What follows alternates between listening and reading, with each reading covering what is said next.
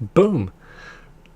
I think boom. Actually, no, I can't see my mic setting. Yes, that is indeed a boom. And damn straight, Quentin Rankid. It is a feature, not a bug. Good to see you all. Welcome to Tokyo tonight. It is 10:30 p.m. Japan Standard Time. I know in America you've just had daylight saving. I think last week. I must admit, I always thought it was silly that Japan didn't have daylight saving, but I do appreciate the stability of time zones, and I always think when other countries change time zones, I think, damn you changing time zones. So, yes. Good to see you all. Hope that you are all well. It is lovely here in Tokyo at the moment. At this exact moment, there's actually a big storm coming through, but we've had a lovely weekend with cherry blossoms and sunny, warm weather. So, yeah, that's all good. Good to see you all already in the chat. I see that we've got lots of people in here. We've got Steve from Berkeley asking the question, is it wrong to like a show before you see it? I think not. Definitely not. Definitely, absolutely okay to like a video sight unseen, although of course I prefer if you watch it, but yes indeed, good to have you here. Sussex Patrick, good to have you in the chat, Sussex Patrick. Just wondering, was I chatting to you earlier this evening about on Twitter, or is that another Patrick from Sussex, I suspect? Anyway, good chatting, and we'll definitely be talking about vaccinations and whatnot tonight. I didn't put it in the title just because obviously it gets a bit tiresome since it's the only thing we talk about, but yes, good to see you, Sussex Patrick. Good to have you in the chat from Edogawa. We're in Edogawa, by the way. I used to live in Nishikasai, which is an awesome neighborhood in Edogawa, but of course, yeah, nice big sort of ward there. We've got Aaron, our not only wonderful moderator, but also wonderful editor, who has been putting up heaps of awesome edited videos in the week that I so much appreciate. And I appreciate the fact that people seem to appreciate the vids as well. Like, lovely to see the comments from people who, yeah, leave comments saying that they can't watch the whole live show, or they've been meaning to watch the live show, but it is long and the length of the show is intimidating, and people do seem to appreciate the shorter format versions to watch, like if they miss the show or whatnot. So yeah, I think that experiment is definitely paying off as I hoped it would, and that is all thanks to Aaron, who yeah, very much appreciate that. Great to have you back in the chat. Can't see the full moon here, but I certainly hope people can see it where they are. We've got Mr. Cordy Chap, as always, good to see you. Did you miss Among Us? I haven't played Among Us this weekend. I played a couple of weekends ago and had a bit of fun with that. But yes, get this man a Red Bull stat. Is that me? Yes, I would like a Red Bull. Well, actually, no, I'm not that good with Red Bulls, but I'll take a Yankee drink at the moment. Anyway, we've got Odie Jr. Good to see you, Odie Jr. Good morning. Boom, right where you are. King Charles Cavalier Spaniel. Love that avatar. Quentin Rankid, hi, good to see you. Remember everyone else, by the way, just say hello. It's just nice to say hello to the names there in the chat. Who else we got in here? Sometimes it jumps like that and I lose my place. We've got Steve from Berkeley. Boom! Big boom. Enjoy that one. We've got daylight saving is a curse, Mr. Cordy Chat. Well, you can move to Queensland, which again, I always thought that it was silly being in Queensland, Australia. It's hard to describe. It's kind of like a cross between Texas and Alabama, except it's Australian. But when I went there and reading the newspaper editorials with all these people, you know, they don't want fluoridation of water, but the arguments against daylight saving, like they're worried that the extra hour of sunshine from daylight saving will fade their curtains faster. Yeah, only Queensland. It's a special place, but it's home away from Japan, so I do like that. But yes, I used to think it was silly, but I must admit I've gotten used to not having it. It's 9:30 a.m. East Coast on the US. Probably the time zone is better now for the East Coast, right? I think it's worse on the West Coast, or I could be wrong about that. But yes, I think you guys move forward an hour, right? So yeah, I guess maybe it's good for people who are there. PB, good to see a PB on. Thank you, OD Jr. and PB, for doing the trick of saying my name. As you can see, it makes it highlight orange, which makes it easier for me to see, although I'm saying hello to everybody at the moment. But PB, greetings and blessings upon you. It's a very friendly greeting. Thank you for that. Dana is for my TPP fund, technical problems payments. Yeah, I actually, the streaming software asked, you know, to update, just but when I turned it on, I said, yeah, sure, which is always the right thing to do. And I lost the chat capture, so I had to reconfigure that just in the moments before. However, I'm so used to having technical features on the show that, of course, I was able to do that no problem. So only a couple of minutes late, this is what happens. I must admit, as I'm going through these things, do any of you know Barstool Sports pizza reviews? Somebody, I saw it on Twitter, somebody recommending these pizza reviews by this guy who just walks all over, but he's from New York, and it's mostly in New York, but he goes all over America. and just walks into pizza places, buys a pizza, walks out of the place, and always in front of the pizza place takes, he says one bite, but it's never one bite. He takes one bite of the end and one bite of the crust, and he gives it like a skating score, like a 8.5 or a 6.2 out of 10. And it's really, apart from the fact it's a very talkative, give me a break man type, sort of New Yorker type guy, and there's lots of amazing street interactions, there are celebrity guests. All the videos are like 3 or 4 minutes long. And he's just got this sort of swagger with how he talks. He's got the New York thing, and it's really entertaining. And I kind of feel it rubbing off. I want to say, type my name and it comes up orange. Everyone knows the rules. I want to say everyone knows the rules. Which is funny because he says this every video, and I don't think anybody really knows the rules other than there are no rules. But yes, I've been very much enjoying these pizza reviews. I recommend go check them out. Barstool Pizza reviews, you'll find it that way anyway, and they're you can't stop watching them. I mean, they're basically all just plain cheese pizzas, but I must admit I would like to go and visit these places. Back into the chat, squirrels indeed. We've got a devoid. Good morning from Arizona. Good to have a devoid. Don't recognize the handle name. Good to have someone there from Arizona, and welcome indeed. Good to have you in here. Who else we got in here? Sussex Patrick. You're in Shinozaki on the Shinjuku line, right on the border with Chiba. Well, yeah. I guess that's the thing about Edogawa. When you live in Nishikasai as well, everyone's like, aren't you living in Chiba? And no, I was living right in front of, it's the thing with Edogawa. It's the same when you live in Hachioji as well, as everyone says, that's not really Tokyo, is it? It's Tokyo. It's within the lines. But yes, not that much des. Hello, people. Hello, not that much des. Good to have you back here in the comments. Is Queensland like Texas? I mean, in its own way, it's a big state full of rednecks. I mean, it's what I've never been to Texas. Is what I imagine Texas is like. But yes, Barry Convex, good to see you. Welcome. Aaron, you noticed while editing last week's video that not a single person brought up butter even once. Well, that's shocking. I actually have a butter story.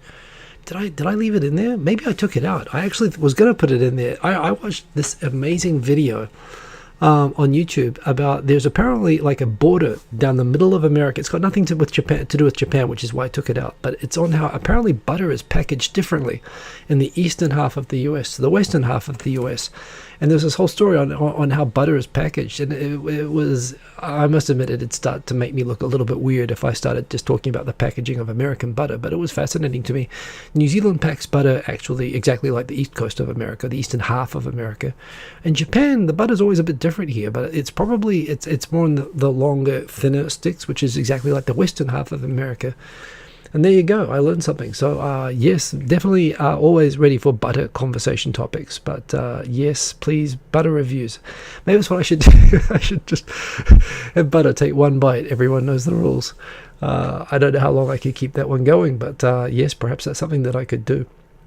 DJ Sunnyside Up, good to see you. Promoting your YouTube channel right now. Everybody subscribe to DJ Sunnyside Up. He makes, apart from the fact he also does breakdancing in Japan, in random interesting places, and makes music and whatnot.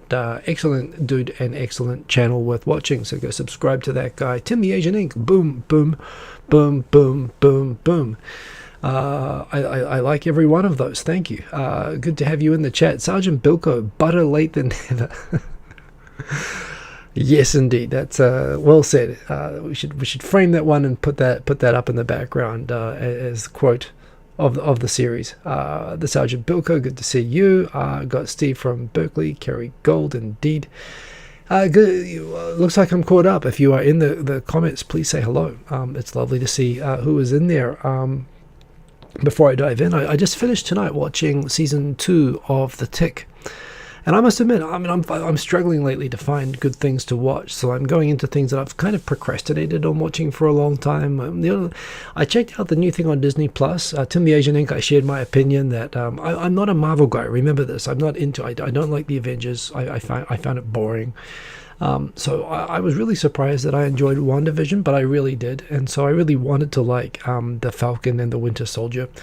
And I can't get into it. It's boring. I actually thought through WandaVision maybe this was going to drive me into the MCU or whatever they are. But that said, I don't know why. And I'm not into superhero stuff, but it seems like there's so many superhero series.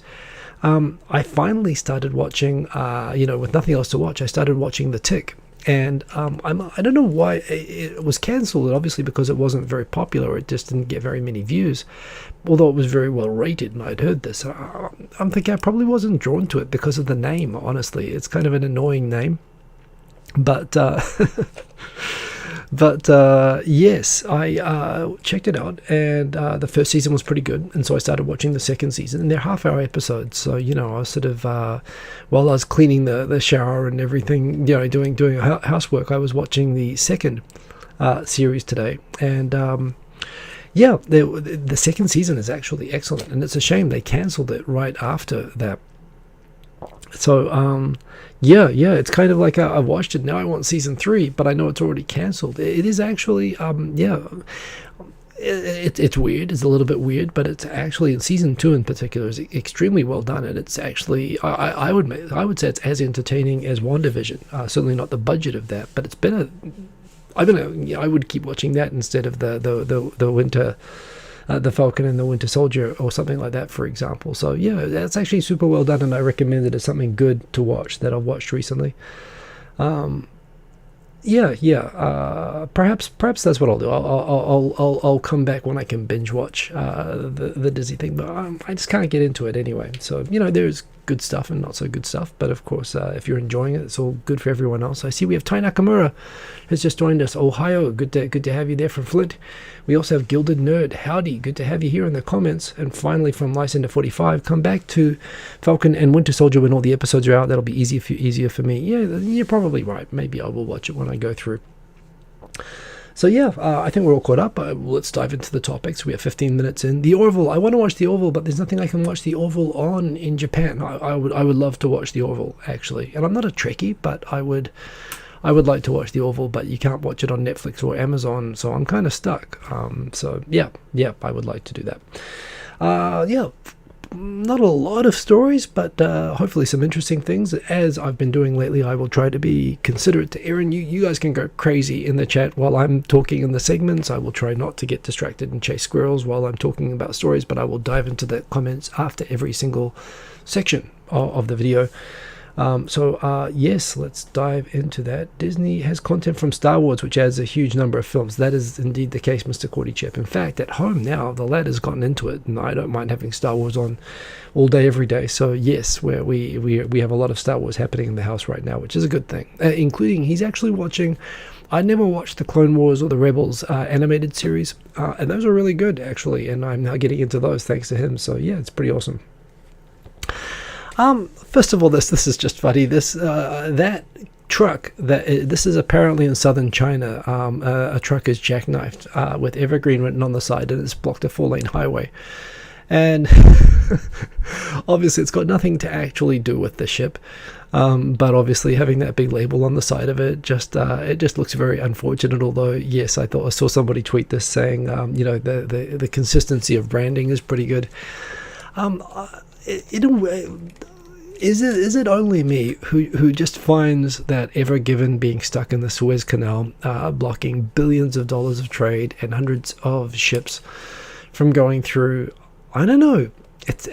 I feel like I can, you know, all of the memes and whatnot, I feel like I can just relate to the ship somehow. With everything going on in the world, there's so much dark, horrible stuff happening in the world right now. And this is arguably, I mean, if you're into shipping, and you may be, respect if you are, but if you are into shipping, of course, this is adding to, you know, worst year ever, you know, dumpster fire 2021. But for me, I don't know, I kind of find it kind of, I don't know, cathartic. I don't know if that's the right word. I find it relatable that, you know, a ship got lost in I mean, the Suez Canal is like a straight line. I don't know how anybody could have thought that you were supposed to turn left in the middle of it, but apparently there was a dust storm, which was initially given the blame. However, now the latest news I'm seeing from Egypt is they say, no, it wasn't actually caused by the weather, and they're actually going to investigate. Maybe it was another drunken captain or whatever, who knows. But, you know, somehow or another, of course, that 400-meter, you know, mega tanker, like the 60th largest ship in the world, did decide to turn left at Albuquerque, and it ended up blocking the one of the most important waterways in the world. So yeah, we have the whole world, all the PlayStation 5s in Europe are getting held up because of this. You know, apparently all of the, you know, crazy stuff that's sort of happening. and they can't dig it out, or they're really struggling to dig it out. They tried doing it on a high tide, getting rid of all the ballast overnight. Now they're thinking they have to, that didn't work, so now they are going to start removing the crates. It could take months. I've even heard people saying they might have to actually dig a separate canal.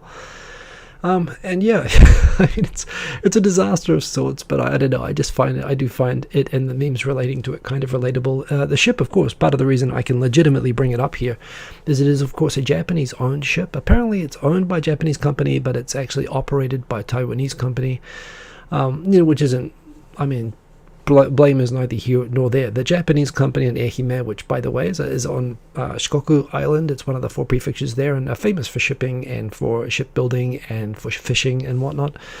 They've given a deep bow and apology.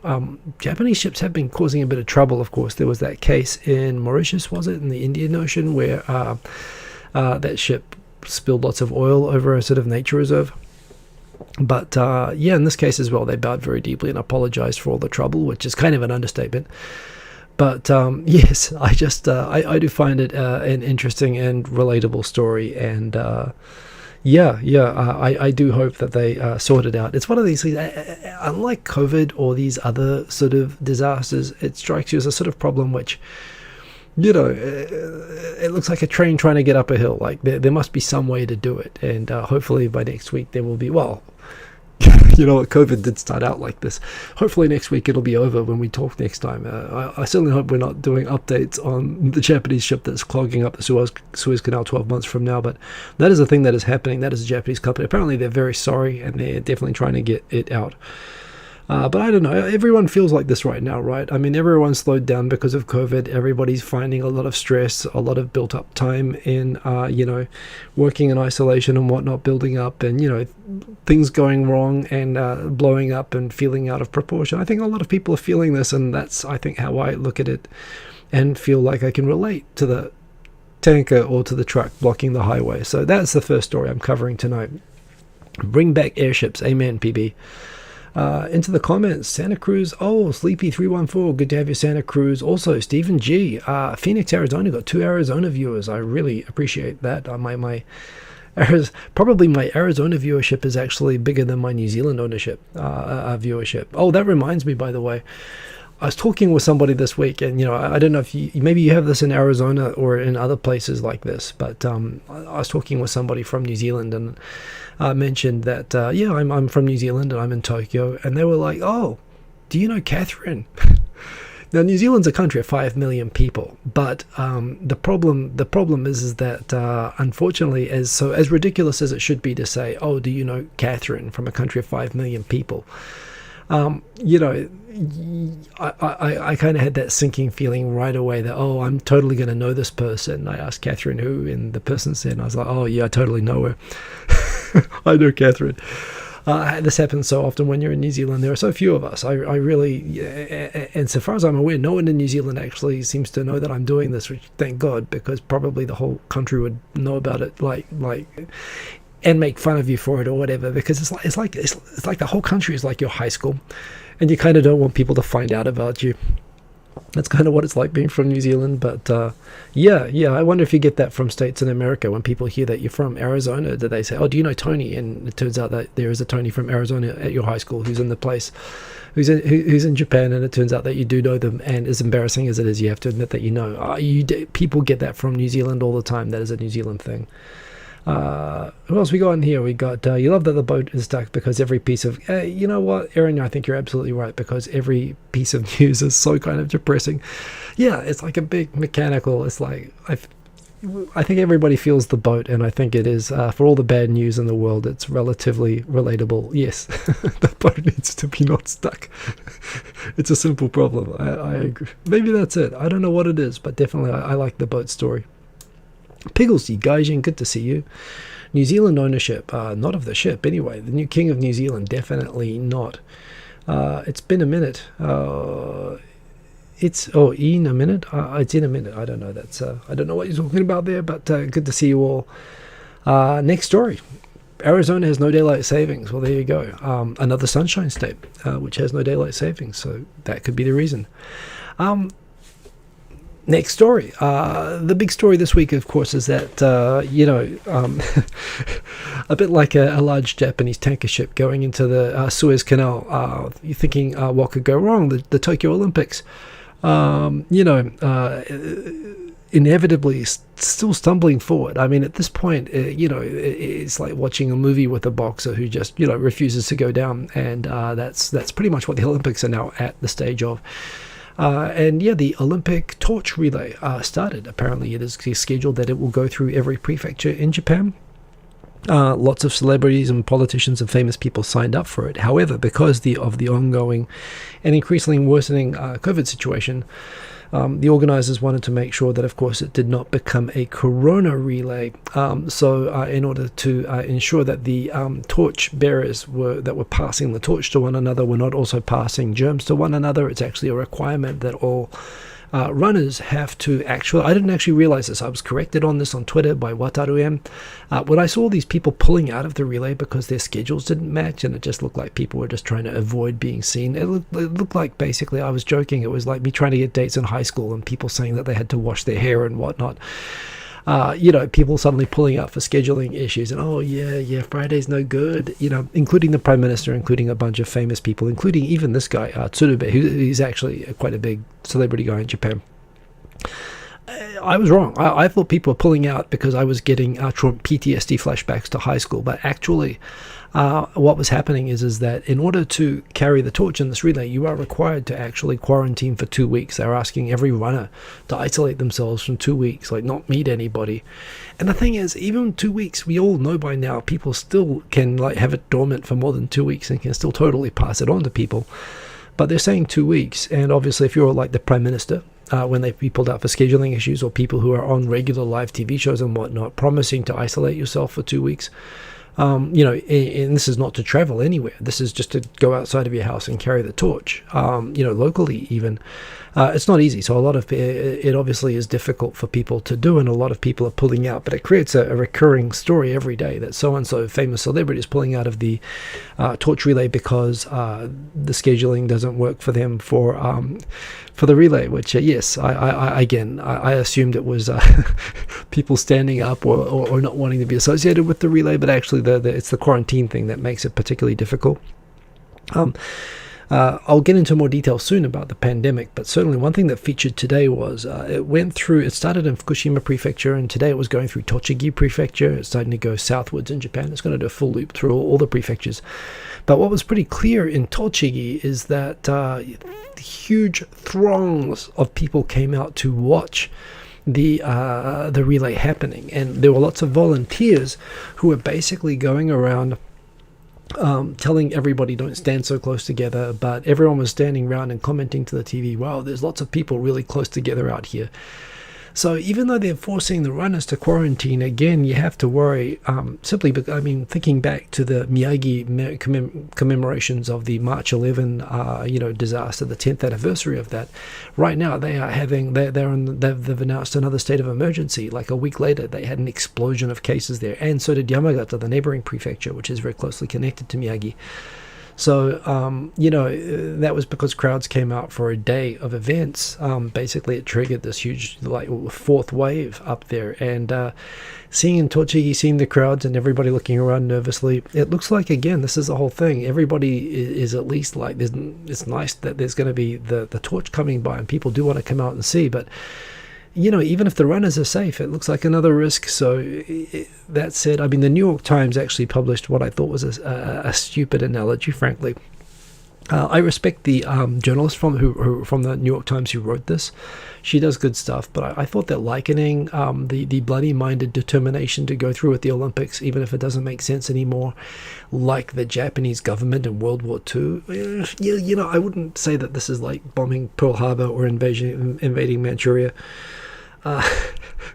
Please, drawing comparisons to World War II, I kind of know what they're talking about. This was one of the things that Japan didn't surrender soon enough or react like when things were going badly because of paralysis within their bureaucracy.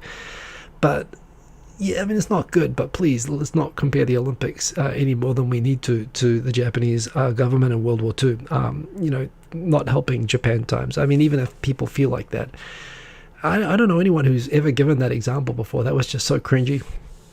But yes, they're certainly determined to go ahead with it, and that is what's happening with the relay. Good news is that they're not being stood up, but it looks like it's just an increasingly not good idea. That is the torch relay situation. Back into the chat. Yes, Aaron, no longer, now that you're the moderator, you don't get penalized for lots of emojis, I can see. That's truly tested there. Back into the comments, we've got... Barry Convex, everything I am saying about New Zealand applies to Ireland. 4 million people. There you go. Actually, yeah, similar population. New Zealand's I still think of New Zealand as a 3 million person country. Probably very similar. Yeah, I'm sure that's true. Jays M, hiya, good to have you there in the chat. Lysander 45, you'll test my New Zealand theory. How many degrees separate you from your grandmother's friend Susan from Charleston, who married an English guy? Well, yeah, you'd have to let me ask a couple of questions, but I'm pretty sure within 5 questions I could find a friend in common. I'm pretty confident, actually. New Zealand, everyone is basically 2 degrees separated, which is wonderful and horrible. It's why so many of us leave. Same as Ireland, I suppose, actually. So yes. Quinn Ranked, you've heard that they've told the local volunteers that they're not wanted. But they're going to bring 500 volunteers in from overseas. Yeah, that story came up in the start of the week, but then the government came out and said, no, they're not going to allow volunteers or people to come into the country for the purpose of volunteering. So that came up briefly, and then the government said, no, they're not going to allow that. Right now, the government's coming under so much pressure, even just for allowing athletes, when, family members and people waiting for work visas and student visas are being refused entry to Japan. They're actually limiting the total number of entrants to Japan right now to 2,000 people per day. So, I think maybe the Olympics thought that was a good idea, and they said they were going to allow this, but the government stomped that out as far as I understand. So, yes. Aaron, it would be an omen if the Olympic flame blew out along the way. Well, funny you should mention that, and funny I forgot to mention that yes, apart from in the lighting ceremony, it went out 4 times during the lighting ceremony. Apparently in Fukushima on the first day, one of the exchanges where they use the torch to light someone else's torch and going on to the next one. Apparently someone ran almost an entire section of the marathon relay sections, not realizing that the torch had never actually been lit.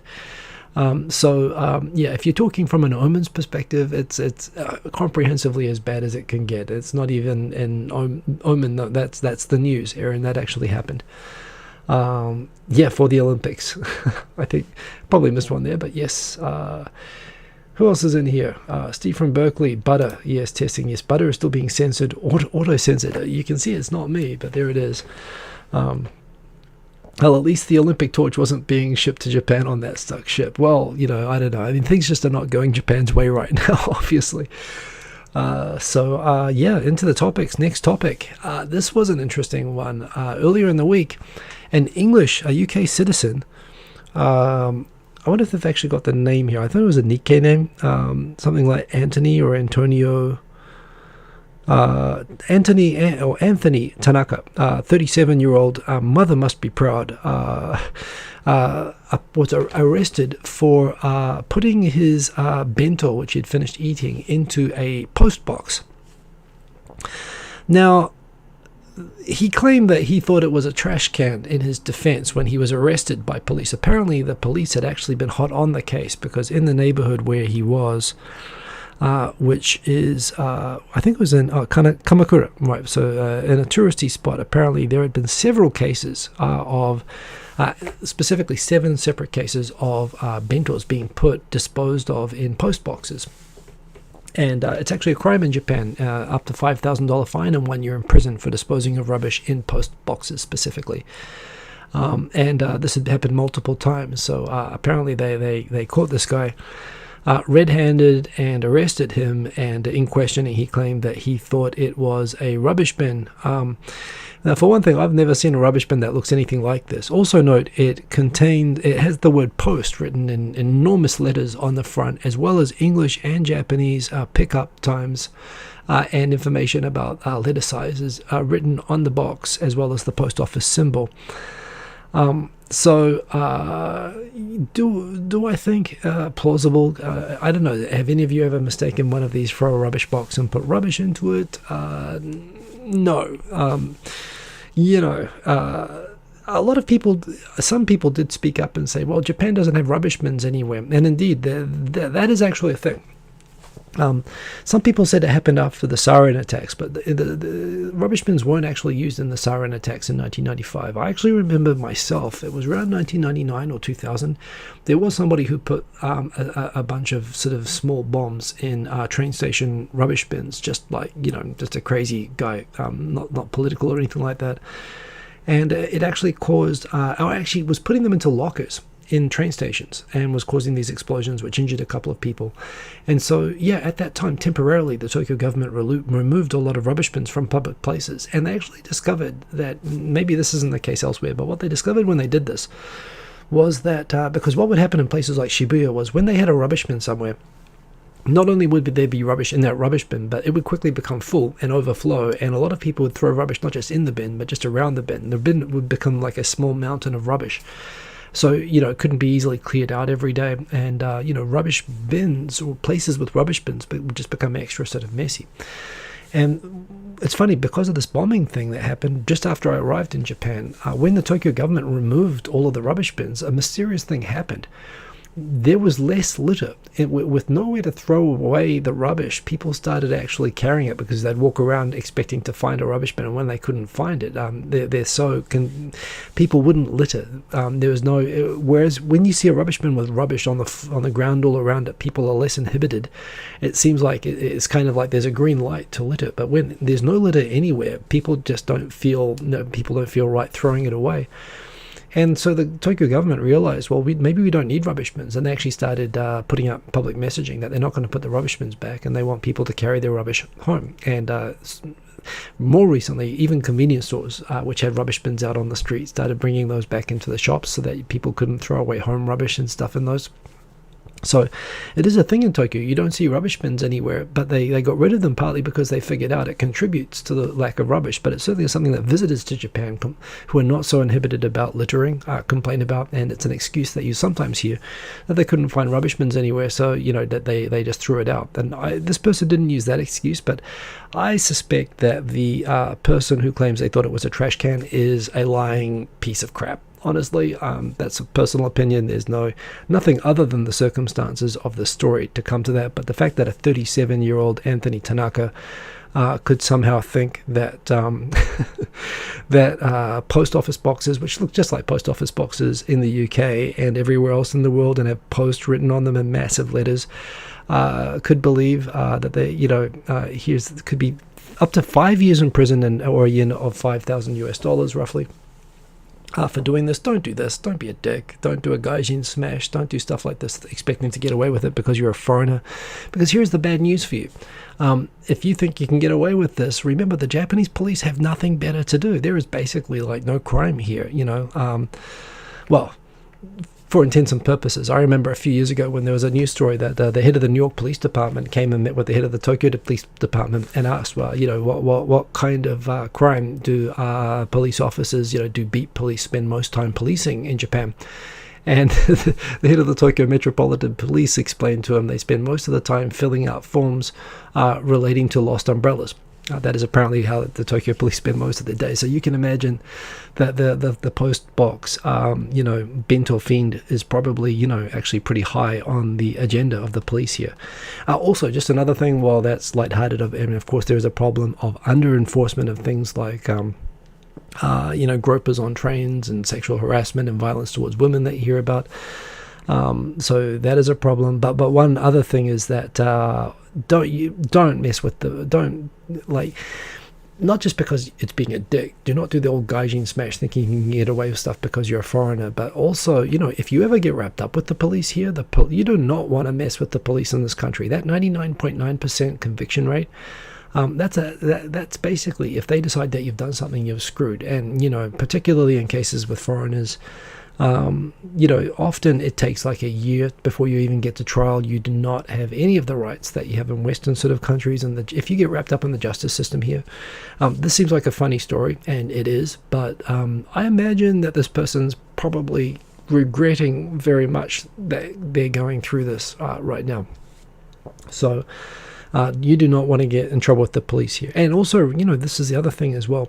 The idea that the Japanese here, the police, they do carry guns, although they hardly ever use them. But, people die from the suffocation tactics. Like, for example, they'll have lots of police will hold people down or wrap them up in blankets and hold them down, and they'll suffocate and stuff like that. They use physicality tactics to suppress. They won't beat you, they won't shoot you, they won't do that, but they use other tactics which people get injured and killed all the time here, kind of accidentally, but like I say, you do not want to get in trouble with the police here, especially for something as stupid as this, and especially where your excuse, you're plainly lying.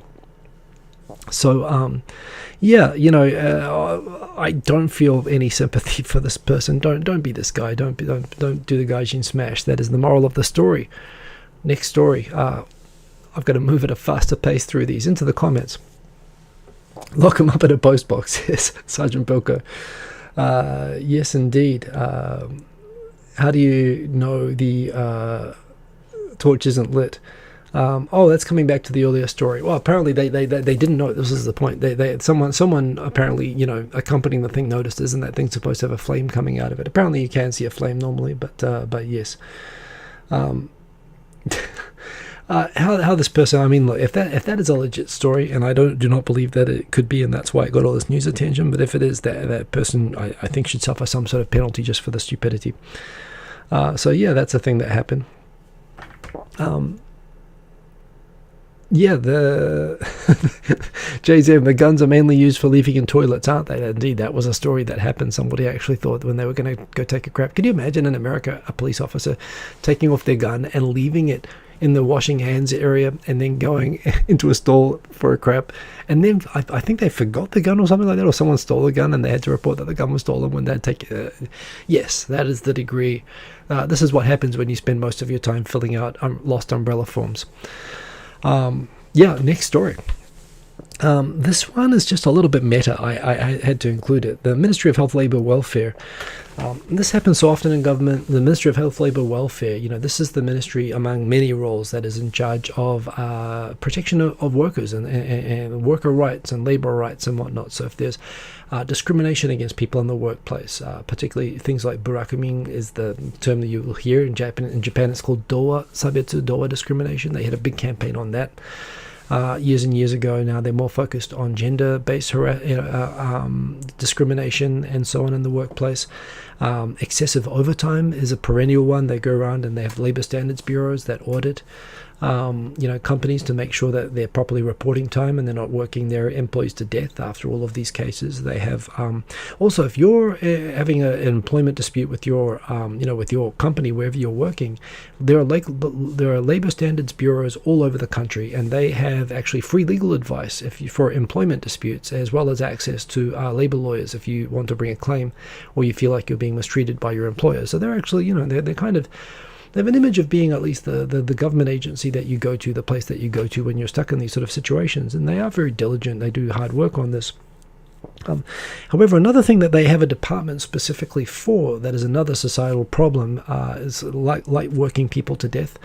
They have a department relating to what's called power harassment. Power harassment, specifically using your power over somebody else to harass them. Basically, workplace bullying. Bullying in the workplace is kind of described, the common term in Japanese is power harassment. And there is actually a department of power harassment within the Ministry of Health, Labour, Welfare, whose job is, of course, to take and police claims and investigate claims from regular companies and so on about power harassment, and to punish companies that do this sorts of thing. However, there is this problem that the Japanese government, much like the overtime issue, where they'll go around and fine and punish companies that force their employees to work too long hours. At the same time, it comes out all the time that the many Japanese government ministries, including the Ministry of Health, Labour, Welfare itself, works its own employees to death frequently, and they break their own rules. And a similar kind of inception type situation here at the Ministry of Health, Labour, Welfare Department of Power Harassment. It turned out there's now a complaint against one of the managers in the department for power harassing junior members there. I shouldn't really laugh, but it is kind of funny. Perhaps when they heard that they were working at the Department of Power Harassment, they thought that was what they were supposed to do, rather than that they were supposed to stop it. I don't know. But specifically, the department is for the prevention of power harassment, not for the practicing of power harassment.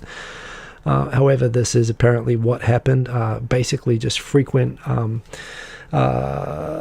beratings and browbeatings and abuse, saying to the junior employee that they should die. It would be better if they would die, forcing them to work excessive overtime, including 130 hours a month or more, and telling them that they should die, and giving them excessive bullying work. And this was in the actual department whose job it is to protect workers in Japan from being power harassed. So I suppose, I mean, you could respect the dedication, that they're so dedicated to stamping out all power harassment that they're going to power harass their own department until every case of bullying in the country is found. Doing it wrong. I think we file this one under doing it wrong. But I don't know. This is just like, oh yeah, I'm sure that totally happened. So that is a thing that happened. That is a power harassment in the Japanese government. Back into the comments. Sadiq Hakanguris, good to have you. Good to see you back in the chat. And yeah, they don't need to leave guns. Everywhere's full of guns. That's right. I guess they could already say that they're full. So yes, you've got that. Next story. Yeah, this was kind of a funny one in Tokyo. So the Tokyo Immigration Bureau, if you live in Tokyo and you are a foreigner, even a permanent resident like myself, I have to renew my Gaijin card. And actually my resident card, it used to be that I could go renew it at the city council office, and that was cool, and I like doing that. But as of a few years ago, the Ministry of Justice went and took over all the foreign registration card stuff. So basically, now I have to go to immigration, even though I thought now that I was a permanent resident, a green card holder in Japan, I thought I wouldn't have to go to immigration anymore, but I do have to go there for the periodic renewal of my foreign card, just to put a new photo on it. And so this means that I have to go to the Immigration Bureau, which has now been there for probably about 15 years. But the old Immigration Bureau was in Otemachi, and it was an old government building, very central in the middle of Tokyo. And it was kind of grungy. It was a dirty office, but it was a big building, and it was in a good location with about 6 major train lines connecting to it. And it was very easy to get in and out of when you had to go there and do paperwork, as I had to do in my early days in Japan. However, when nationalist governor Shintaro Ishihara decided that Tokyo is going to have a new immigration bureau, he thought, why don't we put it on an artificial island way out in the middle of Tokyo Bay with no connected trains, a horrible bus that goes to it, and it has you can almost see the design. The ground floor of the building has all glass windows, including to the detention center, which is placed deliberately beside the entrance. So basically, it does feel a little bit like walking into a kind of a place which will be used at some point for rounding us all up. The fact it's also on an artificial island in Tokyo Bay that you can only get to by bus or by walking over a couple of bridges to it. It paints this very, very, very sakoku, this very closed Japan period sort of picture of like the island where they're going to put us, if they ever want to round us all up. There's certainly a lot of psychology in the design to the place, and it's a nice enough building. But like I say, I've been there a couple of times and was very happy when I got my green card equivalent, and I thought I wouldn't have to go there anymore, but I do have to go there. It turns out, however, that the Immigration Bureau out there, in spite of being like deliberately on an island where they can sort of isolate and everything, apparently their next door neighbors are an elderly people's home, and that in itself, the fact that you would, I had some people comment actually that you'd exile your loved ones to an island in the middle of Tokyo Bay. It's not that bad. I mean, most elderly homes are up in the mountains in the middle. I mean, literally, there's a Japanese thing about throwing grandma away in the mountains, like from the old days when they couldn't bear looking after their elderly anymore. They'd carry them up into the mountains and leave them. And there's a lot of Japanese elderly homes which are sort of built on that kind of concept. As things go, I mean, it's a hassle, but you could walk to Shinagawa. It's not that far away, but So there are worse places to put your grandma. It is relatively accessible, but it is right beside the immigration center. And apparently the elderly there are complaining about the noise from people going back and forth from the immigration center. Now, of course, I wouldn't even want to go to this place. That's my thing. I just wish they'd put it right beside a big train station, that it was easier to access. But apparently the Immigration Bureau is saying that they're asking all people visiting the Immigration Bureau, which, by the way, for paperwork which should be able to be done online and shouldn't require us to go there in person. Like, it's actually, this is another thing. Like, renewing my Gaijin card, just send it to me in the mail. Like, why do I have to go and physically visit a place and get into queues, at an immigration bureau in the middle of a pandemic? Why do I have to do that? But yes, they're saying you have to come, but when you come, please don't make any noise because you're disturbing all the elderly people who are trapped with us on the island next door. So yes, that is a thing that is happening anyway. If you're in Tokyo and you have to go to immigration, apparently keep your trap shut. So that is a thing that is happening. In the comments to YY, good to have you in the comments to YY. To YY, kid's kindergarten teacher killed herself 2 weeks ago. Oh dear, she complained about harassment and that her pay had been docked, working for a prefectural government department. So yes, and it's precisely because stories like this are unfortunately so common that we have, these labor departments. But the thing is, you'd hope that the government departments whose purpose is to defend people and stamp out this kind of thing would not actually do it themselves. But unfortunately, this is Japan, and yes, indeed, it's sad and not that surprising. But Shubhas from Panama, good to have you. Shubhas is here. I'm no longer in fear. And yes, you remember the old immigration office. It wasn't flash, but I've always appreciated with Japanese immigration that they're very businesslike. It's fast, efficient. I remember taking Japanese people to immigration in New Zealand when they were having trouble, like getting, for example, on student visas, getting temporary summer holiday work permits and stuff like that. You would often find, it's a lot like at the airports actually, how you'll find that there's staff. I find outside of Japan, and I hear about this in the UK, and I've definitely seen it in New Zealand, and sometimes you see it in Australia. There are people who enjoy going through their day with just a little bit of power over other people's lives, and that's clearly why they have the job. And so they enjoy saying no to people or feeling like they have some power over people, and just to be dicks, right? Just, when someone's coming through saying, I'm going to test this person out and I'm going to challenge them or maybe not give them what they're asking for. In Japan, what I do like about Japanese bureaucracy is that you just don't get that. You don't get people on power trips enjoying their power over people. You have people who are trying so hard to go by the manual and be efficient and be predictable. And so long as you're not a dick yourself to them, things just go really, really smoothly. I find. I mean, again, it's not all. Of course, Japan has a terrible record with refugees. It has a terrible, people that if you're in immigration detention, it's one of the worst immigration detention centers in the modern, in the developed world. So not all roses and rainbows, but overall, it's very businesslike, and I appreciate that. So yeah. Anyway, I'm going to keep chugging forward into the topics. The next topic that we have is indeed a lot of attention this week happening with the H&M and some other companies. What were the other ones? Was it Nike or one of those that was using cotton from Zara and so on, that were using cotton from Xinjiang that was apparently is suspected of being partly or produced using forced labor from detainees in the Xinjiang re-education / concentration camps that apparently have a capacity of between 1 and 3 million people. So while China's being kind of bashed over this at the moment, the conversation's coming out, and I wonder if it might not be coming out more if it weren't for the Tokyo Olympics happening, taking the attention away from the Beijing Olympics. But some companies actually starting to voice their concerns and saying that they're no longer going to use cotton that's sourced in this way from that location. Apparently it produces like a third of the cotton in the world. As Japan, from Japan, honestly, Japan sneezes in the direction of a disputed island, and the nationalist brigades in China go crazy. They set fire to Japanese companies. They beat up Japanese people. We've been through these cycles multiple times. The fury with which Chinese nationalists retaliate and target companies when they feel like they've been slighted. This is what's happening now that you have foreign companies speaking up in support and solidarity with the Chinese citizens, the people of China who are being abused. and his human rights are being abused and so on in this place.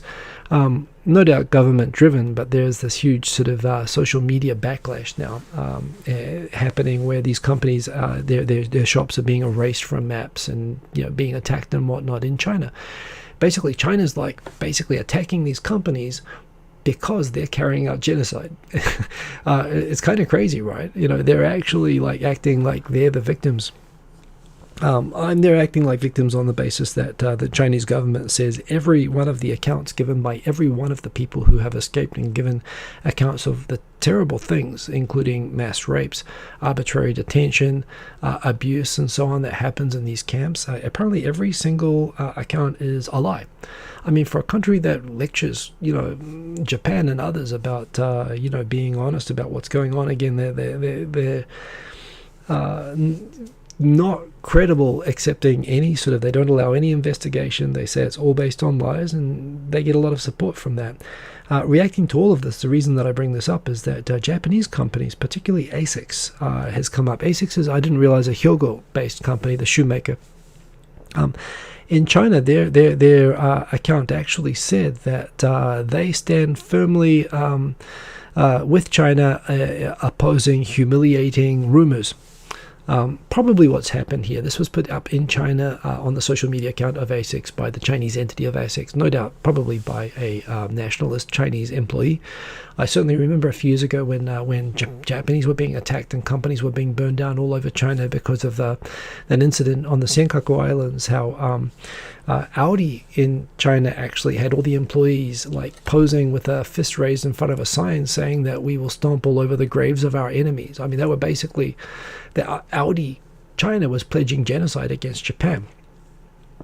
So, even foreign companies in China can get a little bit carried away with the propaganda stuff sometimes. It is still crazy to me, however, that essentially these are, I believe it's being driven, obviously pushed and driven by the government to an extent. But, it is funny how I think that there is also a danger here that there's a mix of people who have been consistently raising this issue and who are, actually genuinely concerned for the human rights. I mean, when you talk about amnesty and so on, even when this issue wasn't really being raised, even when Trump was saying directly to Xi Jinping that he agreed with what he was doing there, putting all the Muslims into concentration camps. There are people who genuinely are concerned for the welfare of the people there who are Chinese citizens, just like other Chinese citizens. I mean, the idea that they're a different ethnic group or a different religion or whatever to be separated or something like that, and that they're a separate group within, they are Chinese people. And if the Chinese government can do this to those people, they can do them to people in Beijing or Shanghai or Hong Kong or anywhere else. And and these human rights groups and people who really care about them stand up for them because their own government is not, no one else can stand up for them. I do think that there's a bit of a bandwagon thing where there's so much anti-China sentiment, including racist sentiment, that's coming out that's exploiting this issue right now, and it becomes an anti-China thing, and we oppose China, for having concentration camps. And I think I feel an awkwardness with that, because a lot of the people who cheer for that, I feel like, are cheering because they're cheering being anti-China more than they're... If you're cheering because you support the Chinese people, the millions of Chinese people whose rights are being abused, and in solidarity with them, that's what it should be about. The fact that a Japanese company has sort of actually pledged that they are going to stand against critics of China. It's not being a critic of China. You're actually, I think, speaking up on this issue, you're actually supporting Chinese people who no one else is supporting. So it's kind of awkward and embarrassing that that's happened, but that's certainly, some companies are, actually standing up, and some are actually surrendering and saying, hey, we if the Chinese government says it's not happening, then that's good for us. We like having cheap cotton. So that's unfortunate, but that is a thing that is happening. Back into the comments. Sainted Sir, good to see you. Sainted Sir, good to have you there in the chat. License 45, the boycott originates from the Communist Party Youth League, a frequent rabble-rouser. Yeah, and I've heard about there are these sorts of things, and they also have a lot of influence, I believe, in the overseas student groups and so on, including monitoring students overseas. So, they're not free from that as well, which sounds pretty miserable. But I've worked in China with Chinese people, and, and believe me, I never raised political discussion when I was in China, but they would raise it with me sometimes, and, they wanted to make very clear that don't believe what the government says they think, or that everyone is happy with the system, or and stuff like that. I believe that people there in China can think for themselves and are just as individualistic and as anyone else.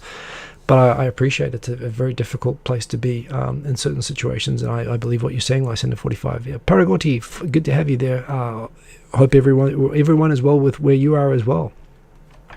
Back into the topics. A few more to go. We've got 3 minutes to go. Okay, now we're getting to the real things. I was talking about earlier in the week about vaccinations and the vaccination program. I've noticed on Twitter there is increasing rumblings on Twitter, particularly from people who seem to be from America and from UK, from what I can see, saying that Japan is guilty of gross incompetence.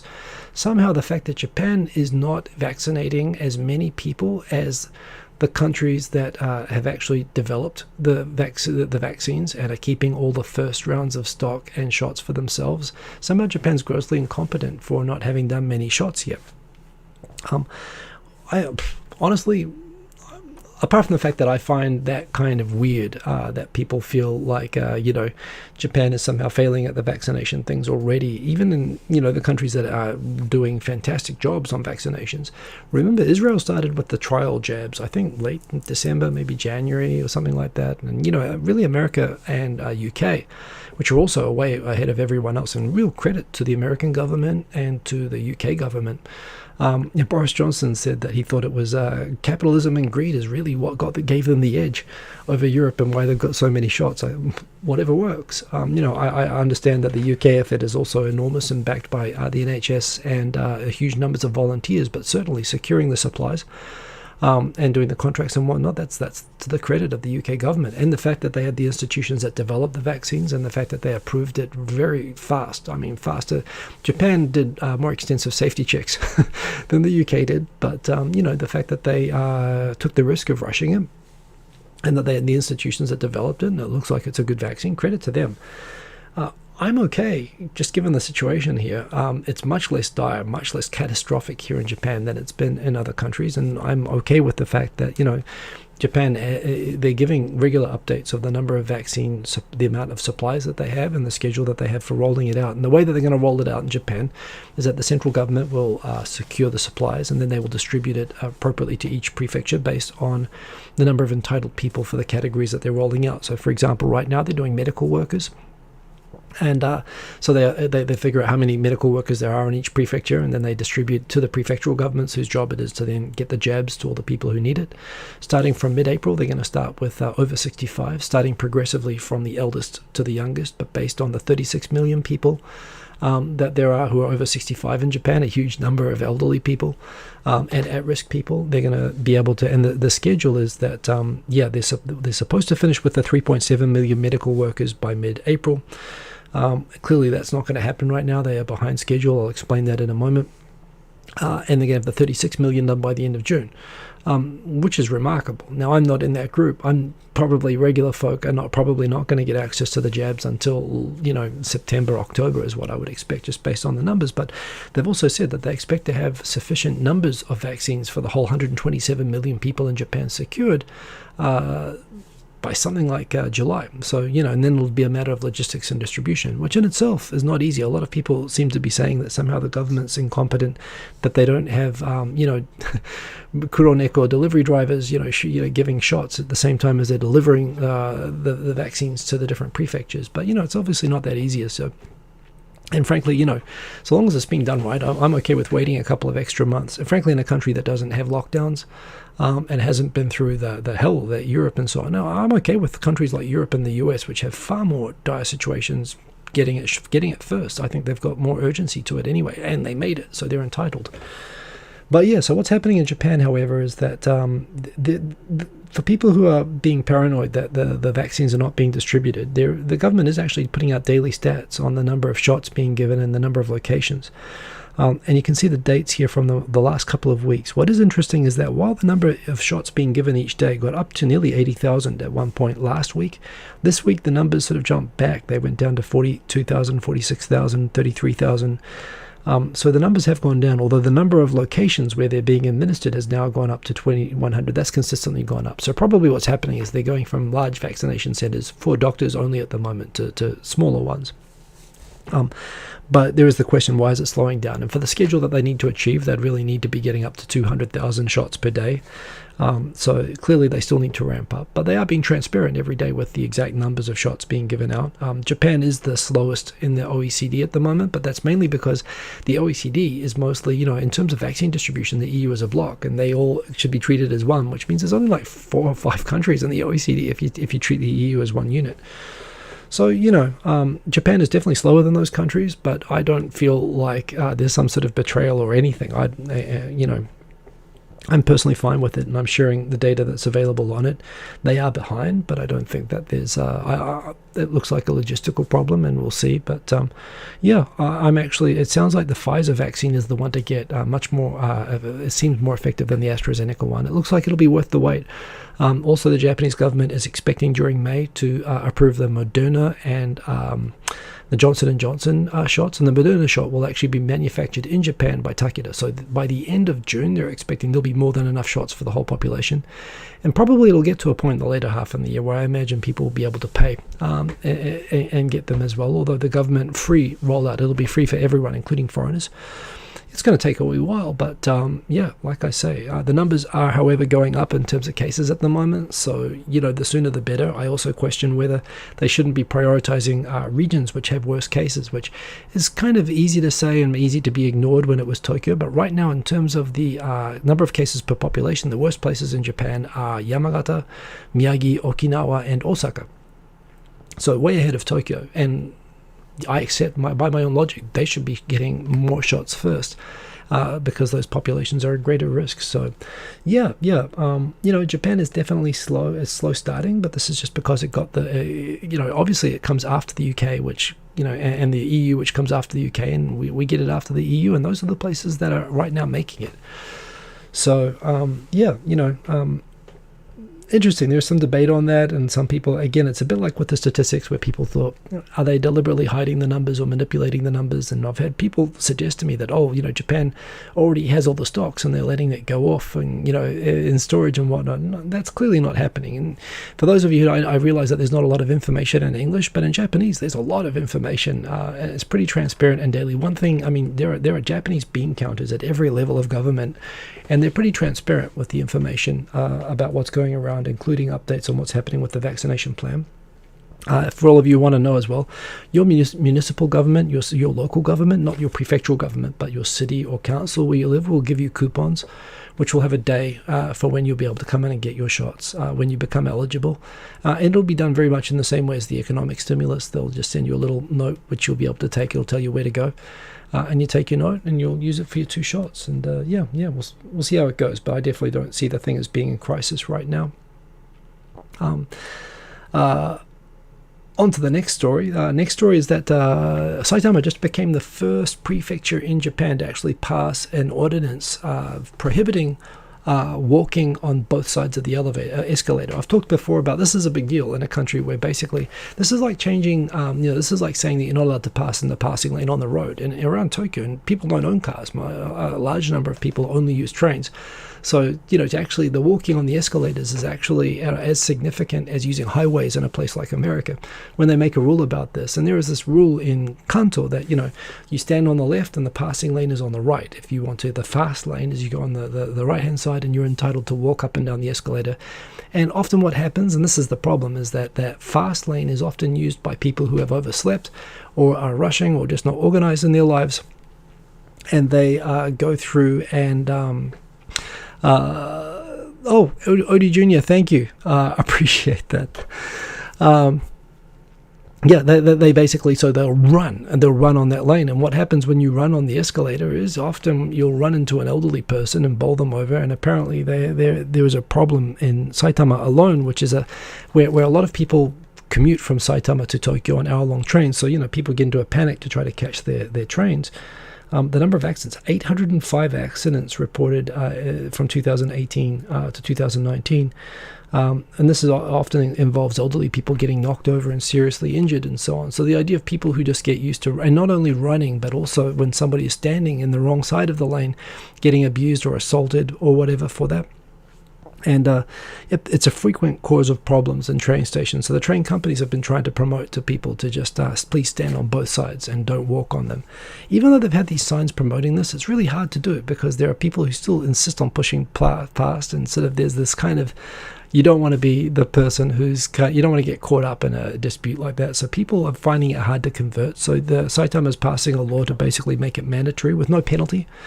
But it is interesting, and I agree with it. In the end of the day, if you want to run, use the stairs, don't use the escalator. So that makes sense. I'm going to keep going through PB. By the way, very much appreciate the super chats. You don't have to, and of course, if you've got a topic that you'd like me to talk about, you can. I will always prioritize. I very much appreciate that. Thank you. Yes. Also, right now in Tokyo, we have cherry blossom season. The Tokyo government has asked people not to have Hanami parties, not sit-down Hanami parties. You're allowed to walk around and look at cherry blossoms and appreciate them and whatnot, but they are asking people not to do Hanami parties. And basically, this is a bit like, to me, a situation of like where in Australia or places which are having droughts and they have a fire ban. They say don't have barbecues because there's a fire ban, because there's a risk of bushfires. This is the same thing. It's a pandemic, and they're saying to people, please don't have Hanami parties. I'm not going to comment on any specific Hanami parties, but if you're organizing a Hanami party when the government is in the middle of a pandemic asking people not to have Hanami parties, you're a piece of shit, honestly. That's pretty much my opinion on that. Everybody's walking around. I'm walking around myself enjoying the cherry blossoms, but sit-down drinking parties under trees are just not cool still at the moment. The cases are going up. Tokyo does look like it's heading into another state of emergency because of this, and you are just being that dick who wants to go on like fireworks when there's a fire ban. Pretty much that's the situation. There are people who are going to do it, but it's a dumb and really antisocial idea. So there you go. There's information which I have shared, by the way, on the timeline for the vaccination program. There's currently a huge new surge happening. In fact, today, for the first time since I can remember, Osaka had more cases of COVID than Tokyo. I poked a bad taste joke. Osaka is always trying to catch up to Tokyo at all sorts of things, and I'm glad to lose to Osaka on this. But yeah, they came out of the state of emergency earlier, and their curve has been going up really, really sharply. It's really alarming, and it seems like it has to be something to do with the new mutations that are coming in that are more contagious. So we'll see. It could be a bad sign of what's ahead for Tokyo. So I take no joy in that at all. There's that's very concerning what's happening in Osaka and in Yamagata, Okinawa, and Miyagi right now. So we may have to go straight back into another state of emergency, such as it is, given that there's no real lockdowns associated with them, but that is a thing that is happening. And these are the wonderful videos which Erin edited during the week, which I very much appreciate her doing and posting, making it easier for all of you. So everybody, thank Erin, and thank you for moderating, Erin, especially these butter icon fiends. Thank you, everybody, for watching. Shubis is indeed here, as is indeed Black Tengu, Escalator Rage. Well, that's exactly, that's what, when you don't have roads. It actually probably is exactly like road rage. So yes. Perk, good to see you, Perk. Nice to have you there in the chat. Good to see you. I really love it. I do appreciate when everyone leaves the comments just saying that they're here. Guys, English World, good to have you here. Good, no worries about being a bit late. We will have the short segments of the show, but feel free to watch the whole thing recorded. Great to see you. Is there a vaccination mascot in Japan? Asked PB. I don't know. There must be. I feel like looking it up now. I'm sure there's going to be. It's just, especially when they do the main rollout. There has to be. If there isn't, I wonder what that could be. But anyway, that's the show. 10 minutes over, so yeah, it's about the same as it normally is. Excellent to see you all, and all the comments, really appreciate it. Look, stay safe as always. Get your vaccinations. It looks like they have decided, I saw the news today, that they're going to have vaccination passports, which I know some people are opposed to, but just for the fact that you're not allowed to. It's a good way of, I think, incentivizing people who might not get the shot otherwise, right? Who don't think that they need it or whatever. If you can't go to bars or nightclubs or travel without it, I think that's a pretty good way to convince people who are ambiguous about it to get the shot. And you want as many people as possible to take the shot. And in Japan, it's going to be free. So I think that's a good thing. So yeah, look, stay safe. Obviously not out of the woods yet by a long way, even in places that are far ahead of Japan with vaccination stuff. But definitely get vaccinated, take care of yourselves, keep cool till after school. Remember, next week, same time, same place, and you can follow me all week on Twitter. I'm not going anywhere, so stay safe, have a good one, and boom, peace. And remember to like, if you like, please like. Remember to do that good thing. And subscribe, actually, if you want to subscribe. That's always nice too. See you all later. Have a good week.